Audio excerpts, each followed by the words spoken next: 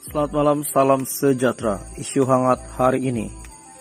Terkini, berita hari ini, hutang negara Rm 979,8 bilion setakat Desember lalu. Petaling Jaya, hutang kerajaan persekutuan hingga akhir Desember tahun lalu adalah sebanyak Rm 979,8 bilion.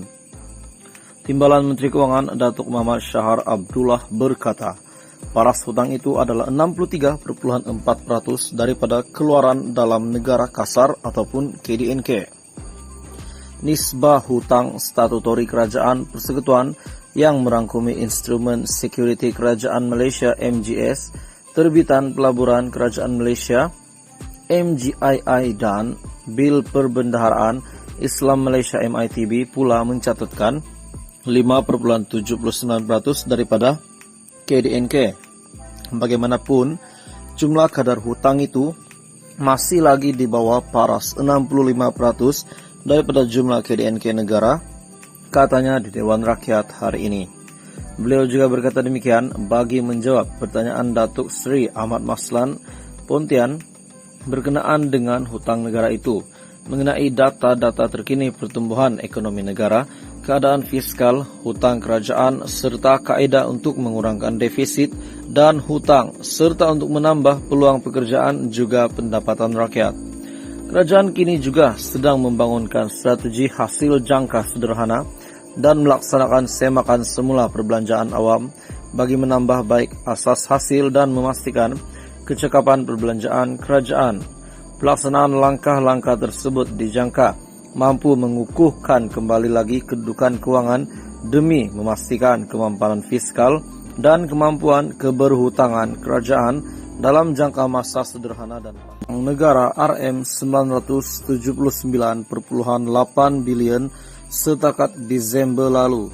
Petaling Jaya, hutang kerajaan persekutuan hingga akhir Desember tahun lalu adalah sebanyak Rm 979,8 bilion. Timbalan Menteri Keuangan Datuk Muhammad Syahar Abdullah berkata, paras hutang itu adalah 63,4% daripada keluaran dalam negara kasar ataupun KDNK. Nisbah hutang statutori kerajaan persekutuan yang merangkumi instrumen security kerajaan Malaysia MGS, terbitan pelaburan kerajaan Malaysia MGII dan Bil Perbendaharaan Islam Malaysia MITB pula mencatatkan 5,79% daripada KDNK. Bagaimanapun, jumlah kadar hutang itu masih lagi di bawah paras 65% daripada jumlah KDNK negara, katanya di Dewan Rakyat hari ini. Beliau juga berkata demikian bagi menjawab pertanyaan Datuk Seri Ahmad Maslan Pontian berkenaan dengan hutang negara itu, mengenai data-data terkini pertumbuhan ekonomi negara, keadaan fiskal, hutang kerajaan, serta kaedah untuk mengurangkan defisit dan hutang, serta untuk menambah peluang pekerjaan juga pendapatan rakyat. Kerajaan kini juga sedang membangunkan strategi hasil jangka sederhana dan melaksanakan semakan semula perbelanjaan awam bagi menambah baik asas hasil dan memastikan kecekapan perbelanjaan kerajaan.